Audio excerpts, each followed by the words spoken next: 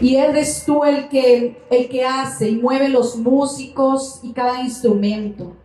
Así como eres tú el que está al frente de la música, yo te pido, Señor, de que seas tú hablando, mi Dios. Yo hoy, Señor, estoy aquí delante de ti, soy un instrumento en tus manos, pero aquí el que habla, aquí el que va a impartir la palabra, aquí el que va a poner una semilla en tierra fértil en cada corazón en esta mañana, eres tú, Espíritu de Dios. Así que haz tu obra, glorifica el nombre del Rey de Reyes y Señor de Señores, en el nombre de Jesús. Amén y amén. Y yo quiero que los que tienen Biblia me puedan acompañar en Primera de Samuel 2. Y le voy a parafrasear un poquito lo que dice ahí en Primera de Samuel 2. Dice la palabra que se relata aquí de un hombre llamado Elí. ¿Quién ha escuchado de Elí? Dice que, ¿quién era Elí? Elí fue el sumo sacerdote de la casa de Jehová por 40 años. Fue un juez del pueblo de Israel. Elí era el encargado de cuidar el arca del pacto, donde estaban, por ejemplo, los 10 mandamientos y cosas de gran importancia de la casa de Jehová en Silo. Silo dice que era un lugar que destacado, porque dice que Silo significa un lugar sagrado. Ahí fue donde Dios llamó a Elí, al sacerdote Elí, y lo puso en un lugar sagrado. Dice que Elí fue el hombre a cual le llevó aquella mujer que no podía tener hijos, y Dios llegó y le dio a Samuel, y Elí lo llevó a la casa de Dios, y Elí fue el encargado de formar al profeta Samuel. Pero ¿qué sucedió con Elí y con sus hijos? Vamos a leer el versículo 27 del capítulo 2 de Primera de Samuel. Dice: y vino un varón de Dios a Elí y le dijo: así ha dicho Jehová, ¿no te manifesté yo claramente a la casa de tu padre cuando estaban en Egipto, en casa de Faraón? Y yo le escogí por mí sacerdote entre todas las tribus de Israel, para que ofreciere sobre mi altar y quemase incienso, y llevase ephod delante de mí, y di a la casa de tu padre todas las ofrendas de los hijos de Israel. Dice la palabra de que Dios mismo fue el que escogió y puso como sacerdote a Elí. Elí venía de la tribu de Leví, era un hombre apartado, realmente un varón de Dios. Y dice en el 29: ¿por qué habéis hollado mis sacrificios y mis ofrendas que yo mandé ofrecer en el tabernáculo? Y has honrado a tus hijos más que a mí, engordándoos de lo principal de todas las ofrendas de mi pueblo Israel. Vea qué tremendo. Elí es un hombre escogido por Dios, puesto por Dios en un lugar llamado Silo, o sea, un lugar donde iba a estar la presencia de Dios. Pero dice que gobernó y estuvo al frente del pueblo de Israel 40 años. Yo no sé cuántos años tenemos algunos de estar en la presencia de Dios, caminando en esta carrera que a veces no es fácil. Pero dice que Dios mandó un hombre a donde Elí y le habló. Primero le recordó lo que él había hecho por su familia, por su padre, y dónde lo había colocado. Y dice el versículo, y dice que él le dijo: y has honrado. Dice que ese varón llega a donde Elí, lo busca y le dice: y has honrado a tus hijos más que a mí. Vea qué fuerte, un hombre de Dios, llamado, escogido y puesto por Dios delante de su pueblo. 40 años, iglesia, 40 años sirviéndole a Dios. Y que llegue un momento Dios y vea el corazón de Elí y ve que su corazón se desvía de lo que él le había mandado hacer, ¿verdad? Y dice que manda a un hombre, lo busca y le da una palabra muy fuerte, le dice: y has honrado a tus hijos más que a mí. Elí llegó un momento dado que puso a sus hijos de primero, antes que a Dios. Dice la palabra de que las personas llegaban y le decían a Elí, le informaban: mira lo que hacen tus hijos. Él no era que no sabía, él sabía lo que estaba pasando, lo que hacían sus hijos dentro del templo y fuera del templo, el comportamiento y la dureza y el pecado del corazón de sus hijos. Y algo que me impactó mucho a mí, bueno, un paréntesis antes de seguir con esto en el versículo 30, y es que aquí los que somos padres sabemos de que llega un momento en la vida en que nuestros hijos, ¿verdad? Etapas en la vida de nuestros hijos que es difícil para nosotros como padres sobrellevarlas, ¿verdad? Porque llega un momento en que ellos tal vez creen saberlo todo, o ya no lo escucha uno como los consejos de uno, ¿verdad? O tal vez creen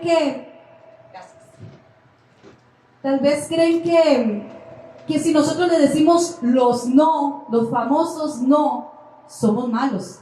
Llegamos a un momento en que los papás nos convertimos en malos ante los hijos cuando escuchan los famosos no de parte de uno, porque uno sabe que tal vez allá hay un peligro que ellos no ven, que ellos no lo ven así, ¿verdad? Y aquí voy yo con esto. Recuerdo que una etapa de la vida de mi hija Jennifer, en su adolescencia, ¿verdad? Y ahí, mire, iglesia, llegó un momento en que Jennifer no quería ir a la iglesia. Y era una lucha. Una niña criada en el evangelio siempre la andaba. Jennifer, desde pequeña, yo me la llevaba a los ayunos con 5 o 6 años y yo la ponía a ayunar. A Jennifer yo la ponía a ayunar como hasta las 9, 10 de la mañana, y le llevaba una lechita cuando yo bajaba a la iglesia, recuerdo, le llevaba una lechita y unas mentitas, y cuando yo sabía que ya tenía hambre, porque era una niña de 5 o 6 años, me decía, mamá, me volví a ver, y le decía yo, ore, porque vinimos a orar. Y yo le decía, eso se llama ayuno, Jennifer. Y yo le decía, cómase una menta. Entonces yo la veía ahí sentada, empezaba a sacar las mentas. Claro, le tenía que comprar como 2 mentas de esas de frutas que habían antes, que eran muy ricas.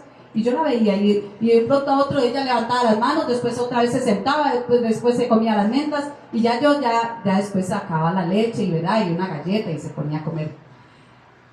Pero llegó un punto en la adolescencia de Jennifer, como por ahí de los 12, 13, 14 años, que me dice, yo ya no quiero ir a la iglesia. Ahí sabe que mamá es un poco de panderetas, a mí me hace a un lado. Y esa etapa de los hijos que todo el mundo le cae mal, y que lo ven, todo el mundo le cae mal. Y yo digo, ¿pero qué le hicieron? Nada, me está viendo raro. Y yo decía, y tal vez la persona ni la estaba viendo, ¿verdad? Y era una lucha.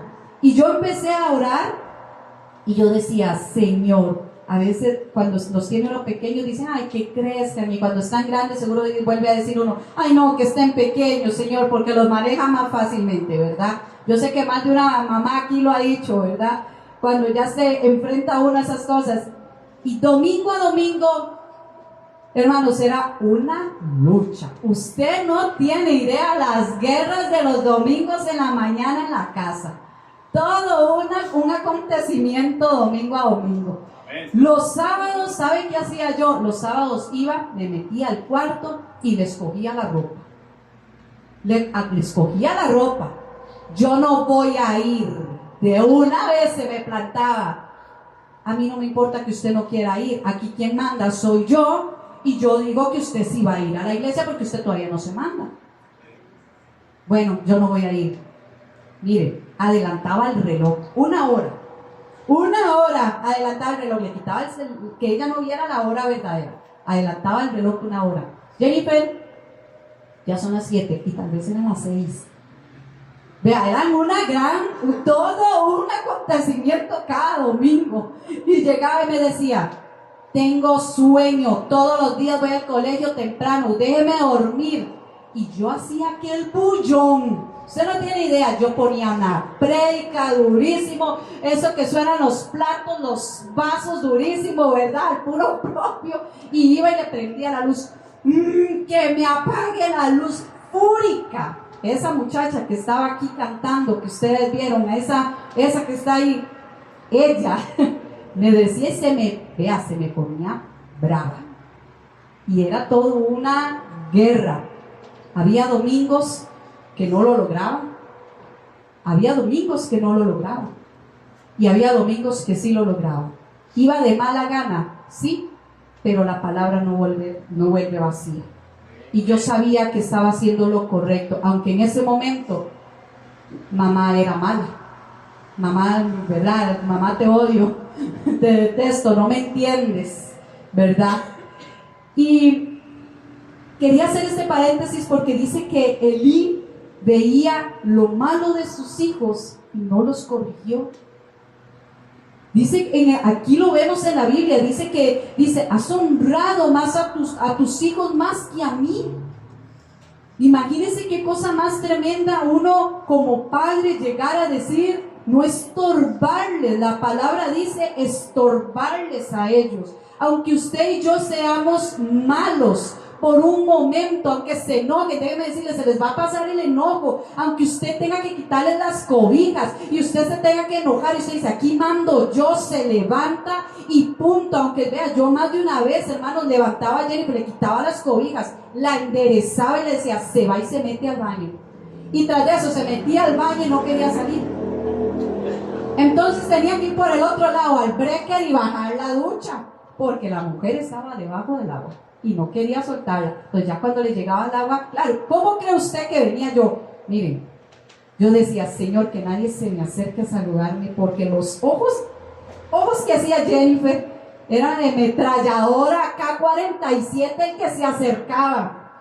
Y me hacía pasar unas vergüenzas, hermano, que yo decía, Dios, y venía el pastor o venía alguien, y yo le decía, Jennifer, por favor, salude, por lo menos conteste, Jennifer. Eso viví yo en la adolescencia de Jennifer. Porque todos pueden decir hoy, qué linda, Jennifer canta, ministra, y ella. No, usted no sabe lo que yo pasé en la adolescencia con esta chiquita, que creía que tenía el mundo en las manos, ¿verdad? Y ya no quiero nada con Dios. ¿Y para qué? Y si son un poco pecadores, mejor no voy, mejor aquí. Pero le tocaba a Dios, no a mí. Yo solamente le estorbé hasta donde yo pude, aunque en ese momento me odió, ¿verdad?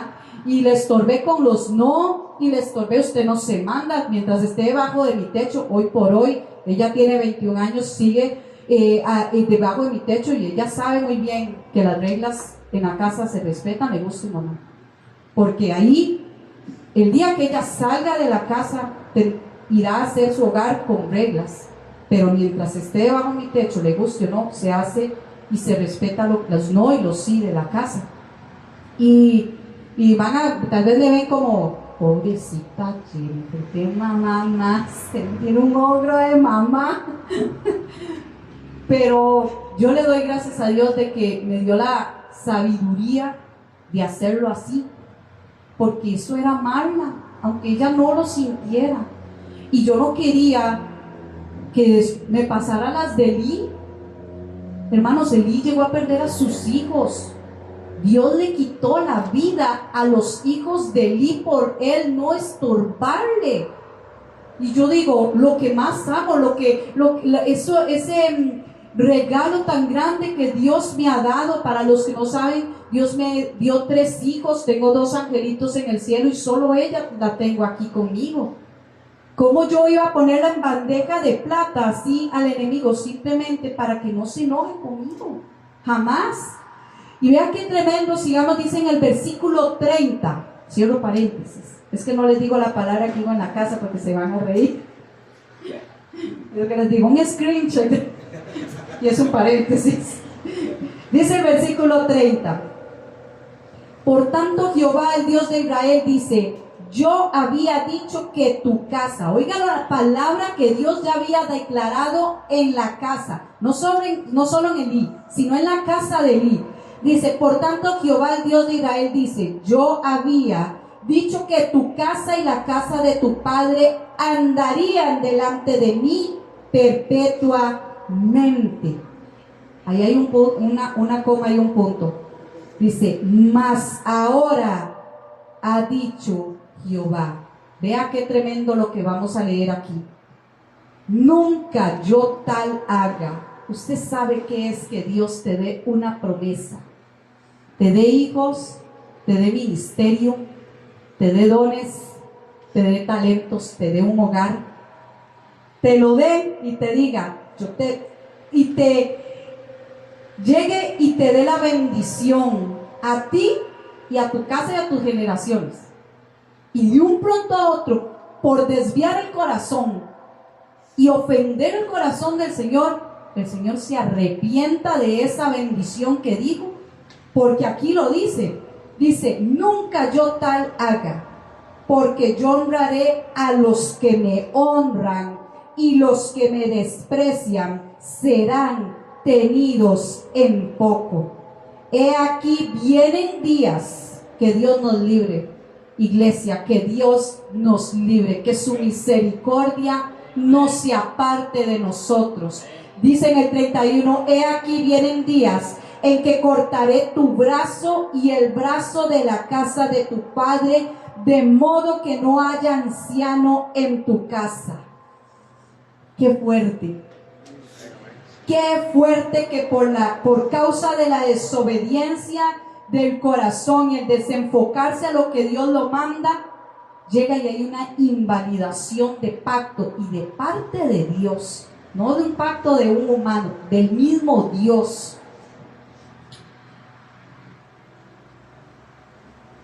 Y vea lo que dice en el 35: y yo me suscitaré un sacerdote fiel. O sea, él le llegó, el Señor le dijo, primero le mandó una persona y le dijo: estás poniendo a tus hijos primero que a mí. Estás escuchando de que el pueblo llega y te dice: tus hijos hacen esto, tus hijos roban los diezmos, las ofrendas. La palabra lo dice, de que se engordó. La palabra aquí lo dice, que Elí era un hombre obeso. Él y sus hijos, porque tomaban, dice, de todo lo que llegaba a la casa y lo tomaban para ellos. Así lo dice, aquí lo dice la palabra en el versículo 2. Y dice que el Señor llega y dice: te había bendecido. Y el Señor se arrepintió. Qué feo. Yo me ponía a pensar y yo decía: Señor, yo no quiero que tú te arrepientas un día de lo que me has dado. Yo no quiero que en tu corazón diga: ¿qué le di? Si no lo sabe usar. Y como es de Él, todo es de Él y todo vuelve a Él. Él lo quita, hermanos, Él lo quita. Simple y sencillamente, así como lo hizo Elí, así haya tenido 40 años delante de su mismo pueblo. Y dice que yo me suscitaré un sacerdote fiel que haga conforme a mi corazón y a mi alma. Y lo edificaré, y yo le edificaré casa firme, y andará delante de mí ungido todos los días. Yo suscitaré un sacerdote fiel. Yo lo voy a levantar otro, porque usted se desenfocó. Cuando nosotros perdemos el norte, y nos puede suceder, hemos visto hombres y mujeres de Dios reconocidos que pierden, miren, iglesia, pierden el norte, porque tal vez es tan grande lo que el Señor les ha dado y se mueve tal vez el dinero y las cosas y la comodidad, y qué bonito, y los viajes, y me llaman por aquí, y el nombre de aquella persona empieza a sonar, ¿verdad? Y por todo lado, que se les olvida que la unción y la palabra que tienen no es de ellos, es de Dios. Amén, Y amén. que Él lo quita. Él simple y sencillamente lo quita. Qué fuerte, ¿verdad? Y vean que en el versículo 3:1, Dios no le habla solamente una vez a Elí. Y por eso Dios, realmente yo decía, Señor, ¿cómo yo me voy a ir a parar a decir eso, verdad? Porque el Señor me decía, diles, ¿cuántas veces les estoy hablando de algún asunto? ¿Cuántas veces? Dice la palabra que Dios no solamente le habló a Elí una vez, le habló dos. En 1 Samuel 3:1 dice que en aquellos días escaseaba la palabra y que no eran frecuentes las visiones. Samuel está dentro del templo, a pesar de que estaba a la par de los hijos de Elí, hizo la diferencia y dice que todavía el Señor no se le había revelado a Samuel. Porque usted puede decir, pero es que Samuel, como ya tenía llamado de profeta, el Espíritu Santo ya se le había revelado y le había puesto ese temor para que se quitara, no hiciera lo mismo de los hijos de Elí. Dice la palabra que todavía el Señor no se le había revelado a Samuel. Y qué tremendo debe ser estar en tiempos donde no hay visión. Dice, aquí lo dice en el versículo 3:1, escaseaban aquellos días. La palabra de Jehová escaseaba en aquellos días. No había visión con frecuencia. Caminar sin una claridad, sin un norte, simplemente vivir los días por vivir. Qué difícil, ¿verdad? Así eran los días. Dios le encomienda a Elí, pero como Elí pierde su enfoque y lo que Dios lo mandó, llegó el pueblo a estar sin una visión. Tanto así que ya no había palabra, ya Dios no se revelaba en visiones, ya Dios no se había apartado de ese pueblo.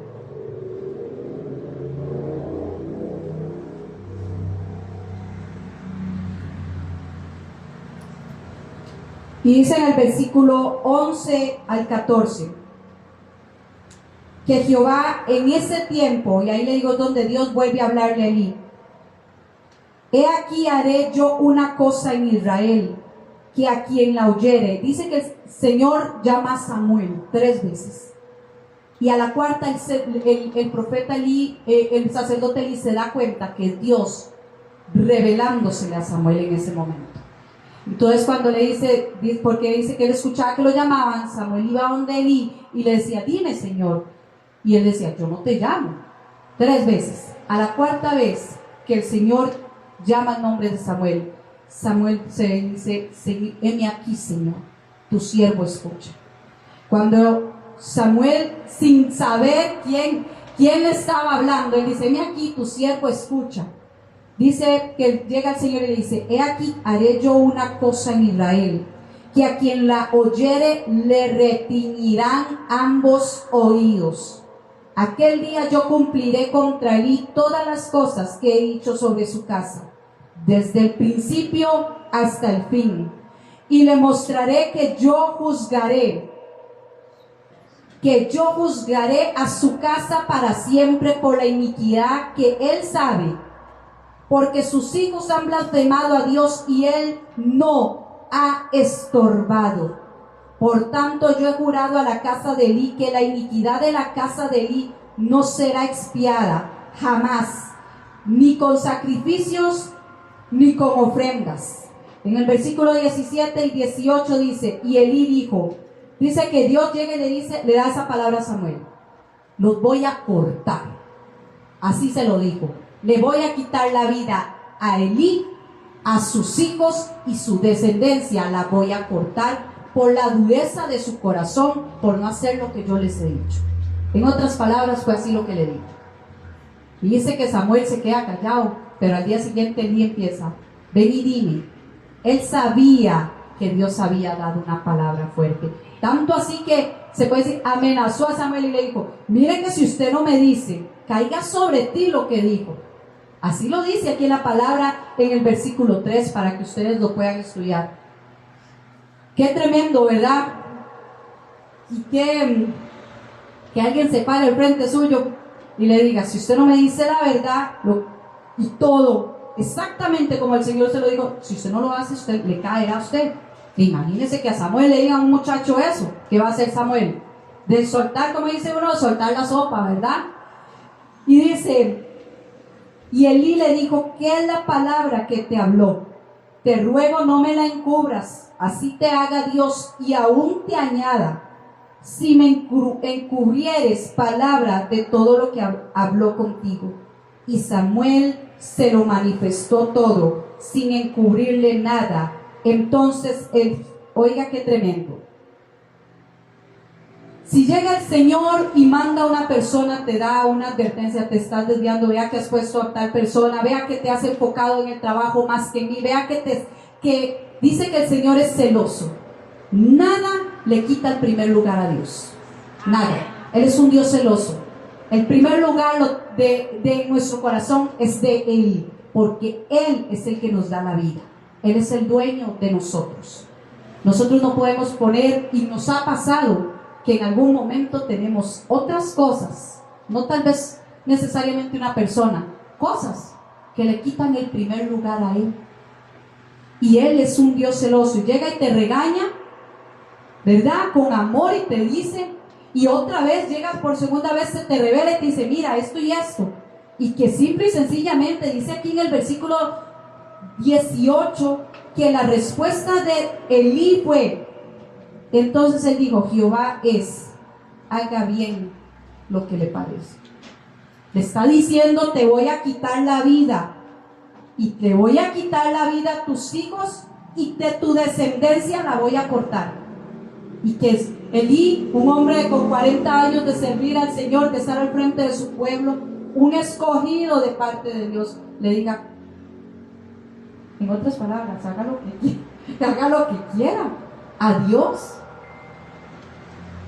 Yo no sé usted, pero a mí sí me daría mucho.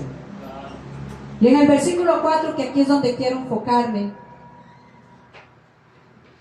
dice la palabra en el 4, versículo 4, 13, en adelante ahí.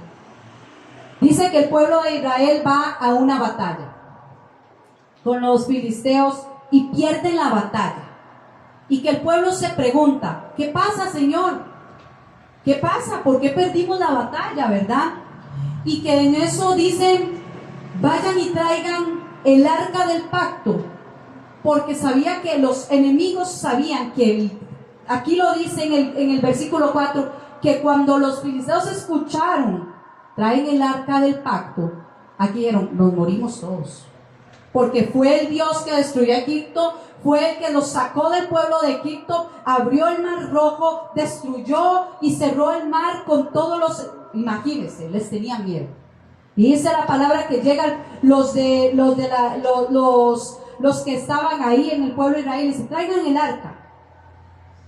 Porque ya con eso la presencia de Dios está, porque ya perdimos una batalla. Y si usted puede leer en el capítulo 4, eran miles, dice, los que murieron en la primera batalla. Pero ¿qué es lo que pasa? Vea que qué tremendo que ellos no entendían de que por causa del pecado de los hijos de Elí, era que se había apartado realmente en ese momento Dios para darle la victoria. Y dice ahí en el versículo 13, escuche muy bien, dice que el arca llegó y ellos perdieron. Y tanto fue así que el arca la tomó el enemigo, la robó. Eso fue lo que sucedió. No perdieron una batalla, fueron y perdieron la segunda, perdieron miles de personas. Y aquellos filisteos llegó y robó y se llevó el arca de Dios, la presencia se la llevaron, la tomaron. Y dice, oiga muy bien lo que dice en el 4:13, y cuando llegó, he aquí que Elí estaba sentado en una silla, vigilando junto al camino, porque su corazón estaba temblando por causa del arca de Dios. Llegado pues aquel hombre a la ciudad y dadas las nuevas, toda la ciudad gritó. Aquel hombre se escapó, que no lo mataron, llegó al pueblo gritando, diciendo, sucedió algo terrible. No solamente por segunda vez perdimos la batalla, tomaron el arca, ellos se adueñaron, se llevaron el arca del pacto, aquello donde estaba aquello todo tan preciado, los 10 mandamientos, dice la palabra, y cosas de gran valor, lo tomaron. Dice que el pueblo se alborotó, imagínense, el pueblo gritó, dice, y que cuando Elí, dice en el 14, cuando Elí oyó el estruendo de la gritería, puede imaginarse usted un momento, dijeron, ¿no está Dios? En ese momento ellos se dieron cuenta, se llevaron el arca, lo que portaba la presencia de Dios, la desesperación de un pueblo en la que entró, dice que era una gritería, decían, ya fuimos consumidos, el Señor ya no está con nosotros. Dijo, ¿qué estruendo de alboroto es este? Y aquel hombre vino a prisa y dio las nuevas a Elí. Era ya Elí de edad de 98 años, y sus ojos se habían oscurecido de modo que no podía ver. Ya Elí había quedado ciego. Dijo pues aquel hombre a Elí, yo vengo de la batalla, he escapado hoy del combate. Y Elí dijo, ¿qué ha acontecido? Y el mensajero respondió diciendo, Israel huyó delante de los filisteos, y también fue hecha gran mortandad en el pueblo, y también tus 2 hijos fueron muertos, y el arca de Dios ha sido tomada. Empezó a cumplirse lo que llegó el Señor, se le revela a Samuel, le da la palabra a Samuel, Samuel la declara y se cumple. Vea que aquí lo leímos, van a reteñir, ¿cómo fue? Los oídos, o sea, no van a soportar eso que a uno se le para el pelo de escuchar una palabra fuerte, en otras palabras. Y le dice, tus 2 hijos murieron. Empezó. Y ponga mucha atención a lo que dice aquí. En el 18, tus 2 hijos murieron y el arca fue tomada. Y aconteció que cuando él hizo mención del arca de Dios, oiga qué tremendo, hermanos, Elí cayó hacia atrás de la silla, al lado de la puerta, y se desnucó y murió.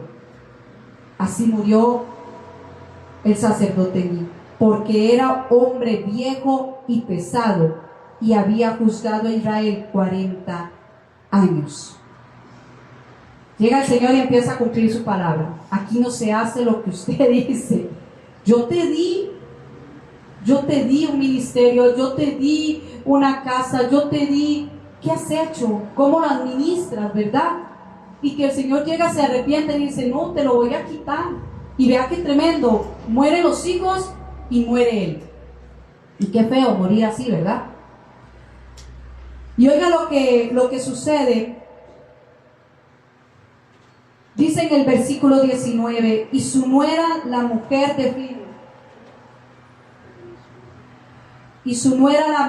Fines, que estaba encinta, cerca del alumbramiento, oyendo el rumor del arca de Dios. Dice la palabra en estos versículos de que la nuera de Elí estaba embarazada. En ese momento, mueren los hijos de Elí, muere Elí, y la muchacha lo escucha. En ese momento que ella escucha lo que está sucediendo en el pueblo, que su esposo muere y su suegro muere, dice que ella entra en labor de parto. Dice la palabra, ella entra en labor de parto. Y aquí lo dice, y un parto, dice, le sobrevinieron sus dolores de repente. Y ella dice que tuvo un parto difícil. De modo que dice que cuando ella está trayendo a luz a este niño, el nieto de Elí, ella se está muriendo. Es tanto en la complicación del parto, ella empieza a morir. Y las personas que la están ayudando le dicen, no te mueras, mira, es un varón lo que vas a tener. En medio de todo el caos, ella trae a luz un niño. Y ella empieza a morir, y vea qué tremendo lo que sucede, dice en el 21, y llamó al niño Icabod. Y yo me puse y yo decía, Señor, qué tremendo que tú llegues y le quites, pasa todo tan trágico y tan feo, mueren sus hijos, no solo mueren sus hijos, su pueblo o sea, miles empiezan a morir, es tomada aquello donde estaba la presencia de él, y también él muere. Y dice que Icabod, escuche muy bien, iglesia, Icabod significa ausencia de la falta de presencia de Dios. Icabod significa sin gloria de Dios, sin presencia. Y es que yo le voy a decir algo. Yo decía, Señor, qué terrible que la presencia se les quitó, se les apartó, tú la quitaste porque no valoraban, porque era tanto el pecado de ellos, de los hijos de Elí. Él no les estorbó, hacían lo que querían. Fue tanto lo que Dios llegó tanto a arrepentirse, que dice que en ese momento lo único que dijo esa mujer antes de morir fue: Icabod, falta de la presencia de Dios, falta de gloria de Dios. Y yo le voy a decir algo: cuando llega la presencia de Dios a un lugar, escuche muy bien la diferencia cuando llega la presencia de Dios a un lugar y cuando no está. Dice que cuando llega la presencia de Dios, dice que Él se manifiesta y algo sucede. Amén. Dice en Hechos 2 de que habla de un Pentecostés. La llegada del Espíritu Santo habla de un de repente, habla de un estruendo, habla de un viento recio, habla de lenguas de fuego. Eso pasa cuando la presencia de Dios está en un lugar, así como está aquí aposento alto. Hay algo, hay un estruendo, hay una manifestación. Dice en Primera de Reyes 19 que habla de un espantoso y grande viento, que habla que rompía los montes, que habla de que había fuego, que había un terremoto. Eso sucede cuando llega la presencia de Dios. Hay una manifestación visible. Cuando una persona es bautizada en el Espíritu Santo, pasa de una transición a otra, totalmente, hermanos. Una persona, lo hemos vivido aquí, ¿verdad, pastor? Las personas, el liderazgo que Dios llama aquí, y habían todavía bastantes, ¿verdad?, de que no habían recibido el bautismo del Espíritu Santo, las lenguas de fuego. Y llega el Señor, y eso que dice el pastor, porque aquí el Señor es especial de hacer buenas encerronas, de pedirnos, venga, van a hacer vigilias, se tiran ahí de piso, de panza todos, ¿verdad, pastor? Y ese día, iglesia, ese día no llegó solo en uno, empezó a llegar prácticamente es uno por uno. Y ese día fue una manifestación. Eso pasa cuando llega el Espíritu Santo. Hay una manifestación, se mueve en el mundo espiritual, algo sucede porque está pasando la persona de aquí a aquí, a un nuevo mover, a un nuevo nivel espiritual. Y aquella persona dice que y recibiréis poder. Eso pasa cuando llega el Espíritu Santo. Llega y recibe poder de lo alto. Amén. Es notorio. Así como aquí fue tan notorio. Recuerdo cuando Michael fue bautizado, fue en lenguas del Espíritu Santo. Creo que fue el último, ¿verdad? Miren, y fue lo más wow. Es que Él hace lo que Él quiere, como Él quiere. Él es Dios. Ese día estuvimos aquí todos, ese fin de semana, ese viernes. Y Él se quedó así como, ¿y yo? ¿Verdad? Él decía, yo lo anhelo. ¿Y yo? Ese día Él estaba aquí parado en el altar. Usted sabe qué cosa más hermosa. Es que parado en el altar, te llama, te paras en el altar y te visite. Eso le pasó a Michael aquí, en esto pequeñito, en esto que era feo, ¿verdad, pastor? Y destruido, y que nadie veía ni un poquito de Salían por ahí, ¿verdad, pastora? Era algo feo, ¿verdad, pastora? Pero cuando Dios le dio esa visión a la pastora Ana, y aquí y empezó el Señor a acercar un montón de locos también ahí a creer, y todos en la misma locura, la misma visión. Pero ha sido el lugar, sí, pequeño, hace calor tal vez, pero la manifestación del Espíritu Santo ha estado aquí desde el principio. Amén. Tanto así que hay vidas, nuestras vidas han cambiado, se han alineado. Mire, yo le voy a decir, 7 meses atrás no era la persona que yo soy, ni mi casa. No, Dios llega y alinea todo. Esto me estorba, esto quite, y no es que ya lo logramos, no, estamos todavía en formación. Y todavía habrá cosas que Él siempre va a quitar porque somos imperfectos. Eso pasa cuando llega la presencia de Dios. Pero ¿qué pasa cuando llega un Icabod a la vida de una persona? ¿Qué pasa cuando llega un Icabod? Falta de presencia de Dios. Ya no quiero ir a la iglesia, ya no me dan ganas de orar, ya no me dan ganas de leer tu palabra, me importa muy poco si me congregué o no me congregué. Falta de presencia de Dios. Cuando usted llega a un lugar, te invitan, o Dios, ve aquella manifestación de Dios y usted no siente nada. Falta de presencia de Dios. Icabod. Primera de Samuel 16:14. Dice la palabra que el rey Saúl, un hombre ungido para ser rey, pierde el norte, empieza a hacer lo incorrecto delante de Dios, y dice en Primera de Samuel 16:14, el espíritu de Jehová se apartó de Saúl. Qué tremendo es caminar, tener 40 años como Elí y no caminar con la presencia de Dios, caminar sin visión y empezar a acarrear cosas malas para nuestra vida.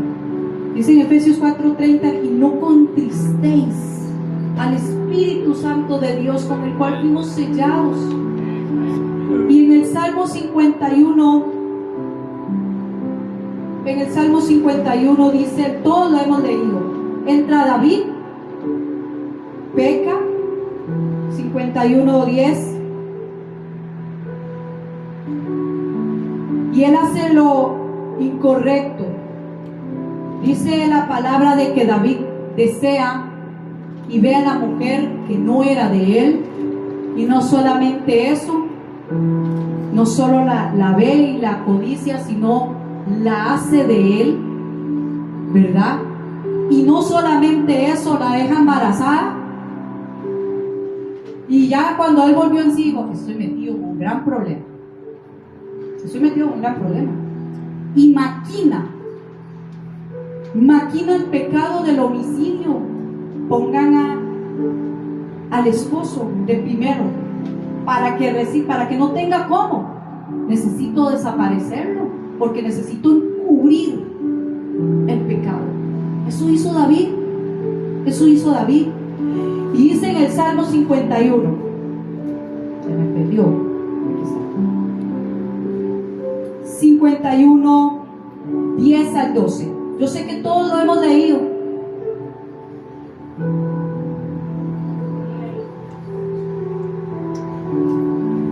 Crea en mí, oh Dios, un corazón limpio y renueva un espíritu recto dentro de mí.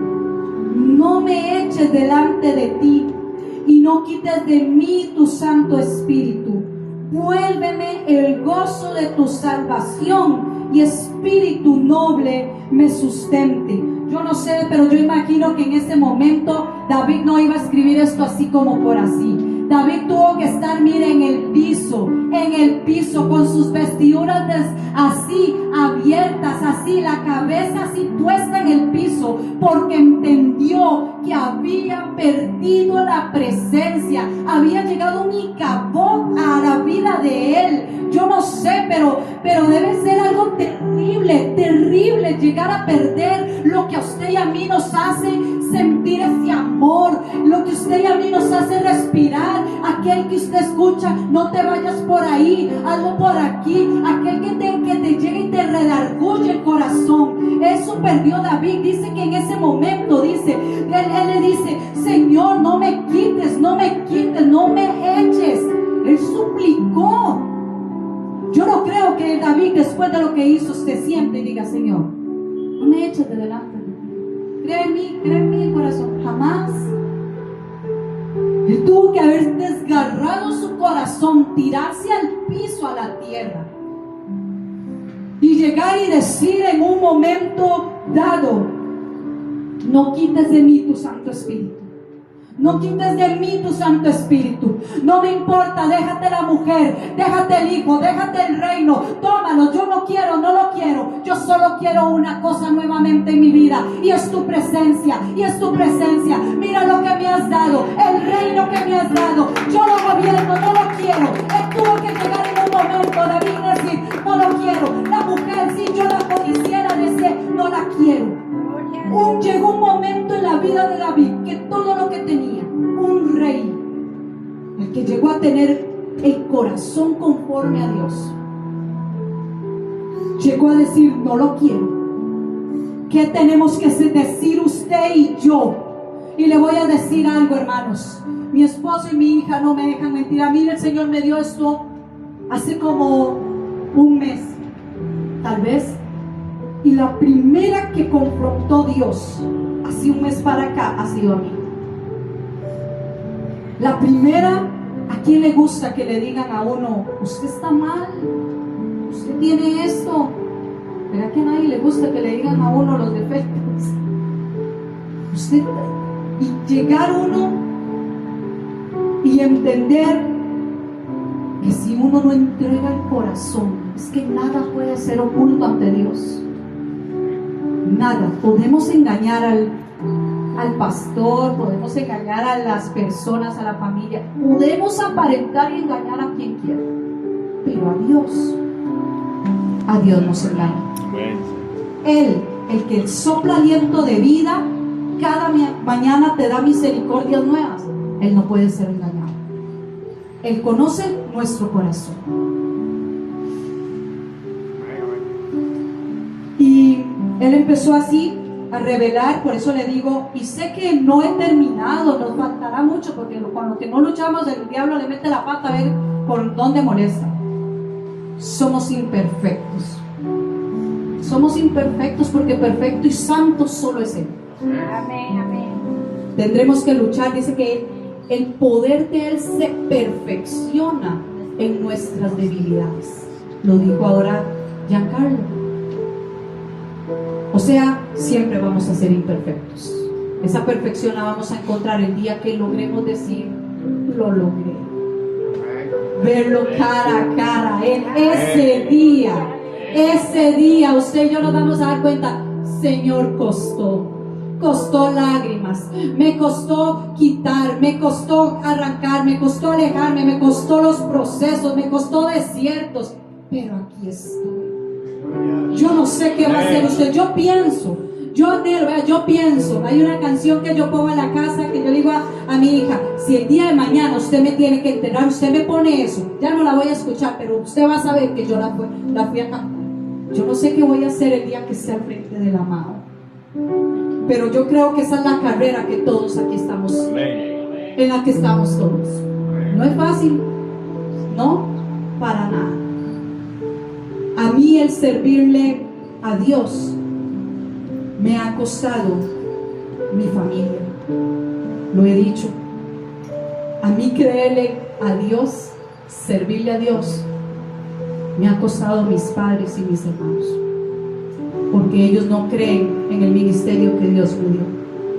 Ellos no, estas son las horas. Ellos me han visto Pero es tanto el orgullo del no dar el brazo a torcer, que prefieren 1000 veces decir que no, a ver un fruto de los cambios en mí y en mi hogar.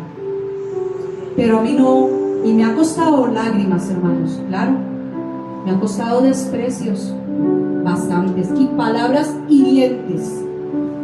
Yo sé lo que es a veces venir y pararme aquí, de haber recibido o haber ido a visitar a mi mamá, y que mi mamá, vea, tiene una boca filosa, palabras filosas, y tira la palabra, y eso que no tira un cuchillito, ¿verdad? O sea, tira, y venir y subir por ahí y decir: yo no quiero, Señor, no quiero, yo no quiero ir a orar, no quiero ir a tomar un micrófono. Y tal vez ese día, porque me pasó, llega el pastor y me dice: Catherine, y yo: no quiero, Señor, mira lo que vengo de vivir, no quiero. Pero yo entendí que mi recompensa no viene de mis propios padres. Mi recompensa viene de lo alto. De ese viene. Yo no sé si usted, alguien no ha creído. Yo sé lo que es estar parada aquí al frente, o que Dios me abra la oportunidad de ir a un lugar y que las personas sean ver su gloria, ver su manifestación, no la mía, la de Él, usándome a mí, que yo no lo merezco, y que yo delante de mi familia lo vuelvan a ver y me digan: ¿usted qué tiene? ¿Usted está mal? Eso es pecado, Catherine. Pero como yo he venido y le digo: fácil, no es fácil. Amar a Dios, decidir tener la presencia de Dios en uno, el peso de la gloria de Dios va a costar lágrimas terrenales. Tener y decidir caminar con la gloria de Dios, hacer lo correcto aunque no tenga sentido ante lo humano, simplemente creerle a una palabra de Él, creer de que la recompensa viene de Él, luego va a costar lágrimas. Yo no sé si usted no han creído, es más, yo no sé si usted mismo no ha creído en usted, en el potencial, en los dones, en el ministerio, en yo algún día servirle al Señor. ¿Qué voy a tener yo?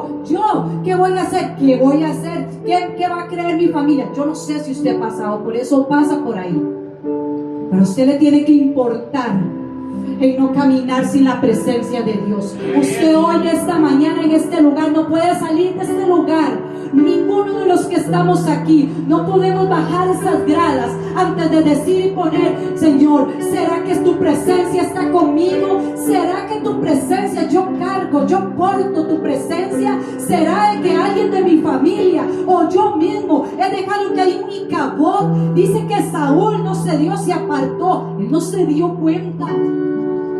La presencia del Espíritu Santo cuando llega es manifestada, pero cuando se va no nos damos cuenta, iglesia. Nos vamos secando poco a poco. Ya no quiero ir a la iglesia. Al momento, lo siento, no voy a hacer el propósito hoy. Después pasó otro domingo, no he ido, no voy a hacer el propósito otra vez. Ya pasaron otra vez 2 domingos, después 3 domingos. Y cuando se dio cuenta, usted tiene 1 mes, tiene 2 meses, abrió puertas por aquí, le volvió a ceder al enemigo el derecho, y cuando se dio cuenta usted ya no siente nada. Y ayer hablando con la pastora, cuando venía, me comentó algo ahí de una señora, una sierva de Dios. Ay, vea, mire, dice la palabra, mire que el que está firme no caiga. Nosotros no podemos dar por sentado que ya tenemos todo. No podemos. Tenemos que poner nuestro corazón así. Que tiene mi corazón que yo no veo, pero que a ti no te agrada, y que puede hacer que tu presencia sea parte de mí, Señor. Eso es lo que todos los días tenemos que hacer. Eso es en lo que este mes el Señor me empezó a introducir, y yo decía: qué feo tengo eso, y he llorado, porque yo decía, ay, yo creí que ya yo no tenía eso. Y si lo tengo. Y aquí yo le dije, toma. Y dicen que esa mujer era una sierva de Dios, hermanos. Una mujer usada, pero grandemente por el Dios. Pierde su familia, creo que fue que le entendí, su matrimonio, perdió a su esposo, como que, ¿verdad? Perdió a su esposo, cayó en adulterio. Y ella se enojó con Dios, en otras palabras, de lo que le estaba pasando. Se enojó con Dios y conoció un muchacho mucho más joven que ella, y ella entró en un descontrol, ¿verdad? Y en una inmoralidad sexual, ¿verdad? En algo ilícito, y le dio rienda suelta al enemigo y al cuerpo y a los deseos de la carne. Y cuando la pastora no sabía de lo que yo iba a predicar, cuando ella empezó a decir eso, yo le dije, pastora, yo voy a hablar un poco, y le empecé a comentar cuando íbamos en el carro. Y eso me quedó tan grabado, me dice el Señor, como diciendo, sí, soy yo el que di la palabra.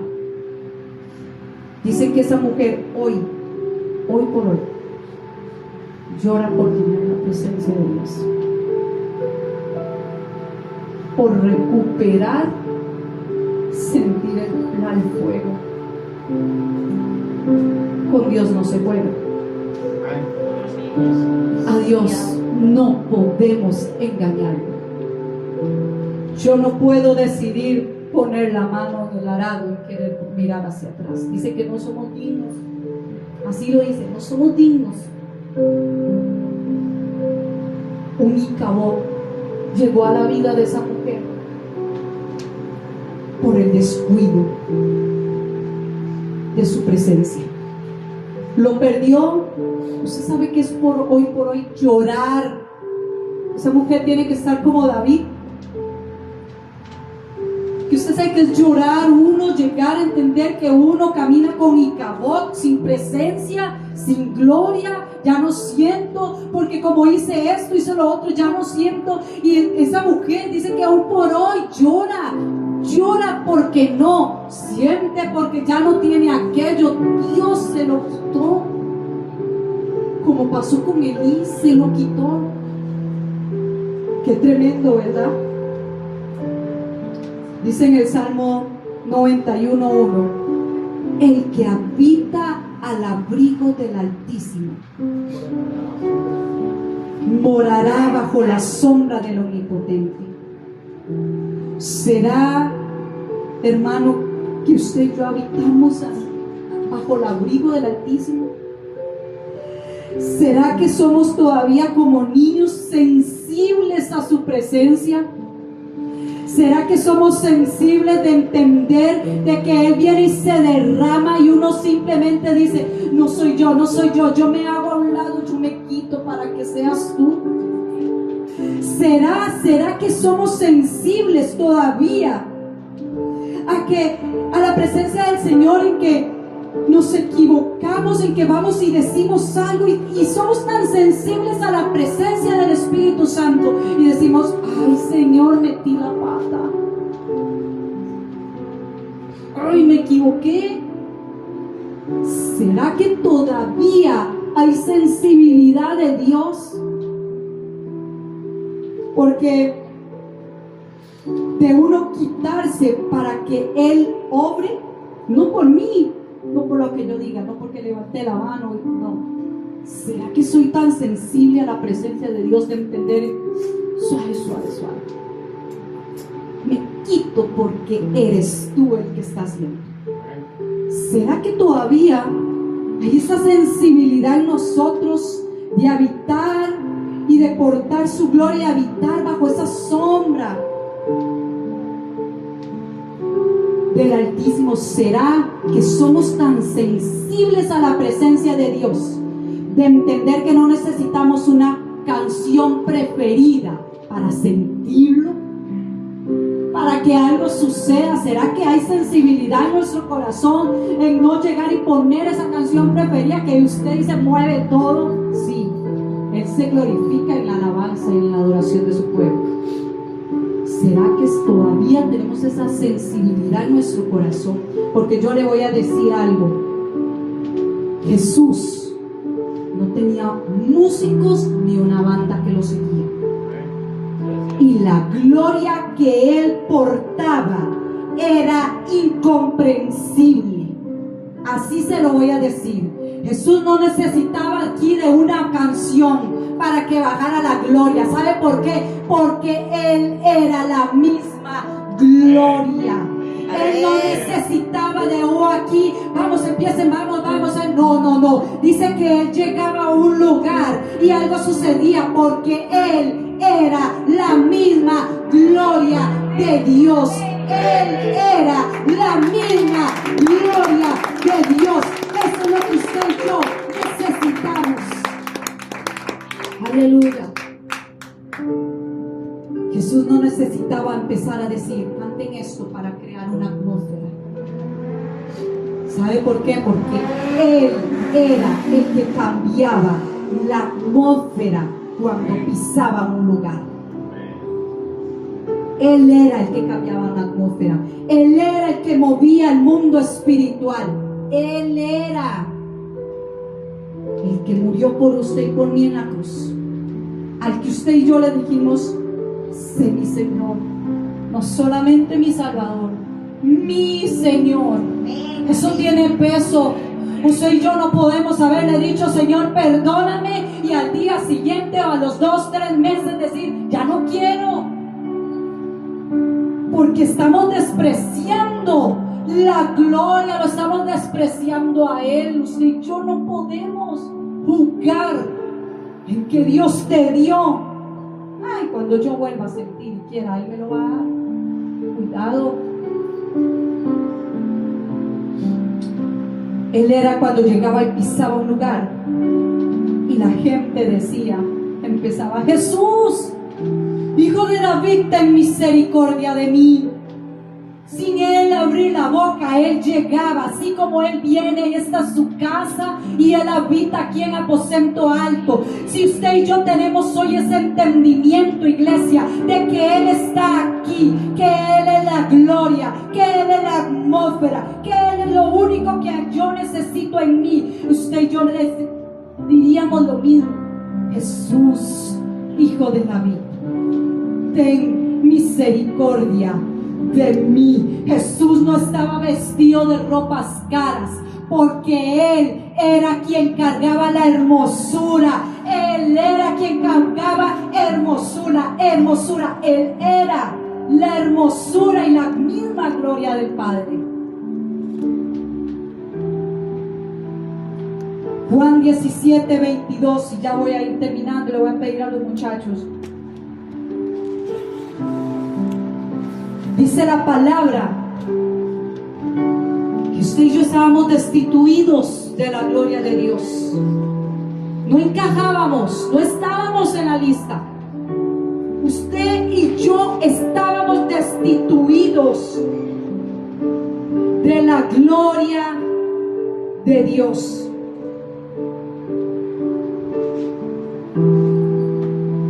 Pero algo pasó. Y dice la palabra que dice el Señor, mi gloria, dijo el Padre, yo no la comparto con nadie. El Padre había dicho, mi gloria, yo no la comparto con nadie. Usted y yo no estábamos en la lista. Estábamos destituidos de la gloria de Dios. Y oiga lo que dice Juan 17, 22. Oiga lo que sucede. La gloria que me diste, dice Jesús, la gloria que me diste, yo les he dado, para que sean uno, así como nosotros somos uno.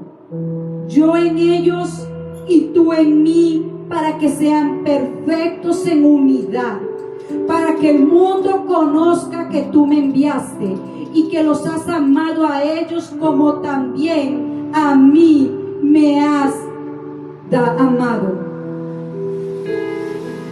Padre, aquellos que me has dado, quiero que donde yo estoy, también ellos estén conmigo para que vean mi gloria. Usted y yo no teníamos por qué tener la gloria de Dios. No, el Padre dijo, yo no comparto mi gloria con nadie, pero por Cristo, por ese perfecto sacrificio en la cruz del Calvario, Él sabía que usted y yo no íbamos a dar la espalda más de una vez.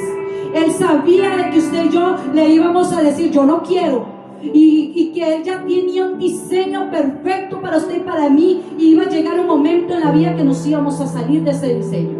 Aún así, Él decidió dar su vida por usted y por mí. No había sido creado este universo cuando usted y yo ya estábamos en el corazón de Dios. Ya habíamos nacido en el corazón de Dios. Y Él dice, Señor, Padre, yo he caminado con ellos. Padre, yo he estado con ellos. Por favor, Padre, que la gloria que me has dado, yo se las voy a dar. Yo no sé si usted está entendiendo. En esta mañana estábamos destituidos, estábamos en un Icabod, sin presencia, sin gloria, destituidos, pero Él, por su sacrificio, por el Cristo vivo, por Jesús venir a esta tierra, hasta que apareció, el Icabod no tiene ya derecho sobre usted. Yo no sé si usted se puede levantar un momento ahí donde usted está y entender que el Icabod no tiene por qué estar ya en su vida ni en su casa, porque Él dice, Padre, lo que tú me has dado, la gloria que yo tengo, yo se las doy, yo se las quiero dar, usted y yo,